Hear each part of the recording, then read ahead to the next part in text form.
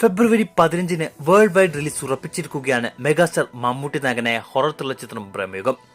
പ്രേക്ഷകരും ആരാധകരും വലിയ പ്രതീക്ഷയോടെ നോക്കിക്കാണുന്ന സിനിമയുടെ റിലീസ് ഒഫീഷ്യലായി പ്രഖ്യാപിച്ചതോടെ ആരാധകർ അക്ഷരാർത്ഥത്തിൽ നിരാശയിലായിരിക്കുകയാണ്.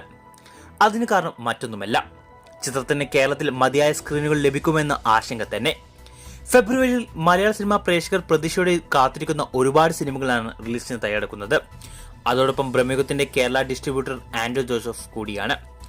ഇതൊക്കെയാണിപ്പോൾ മമ്മൂട്ടി ആരാധകരെ നിരാശയിലാക്കിയിരിക്കുന്നത്.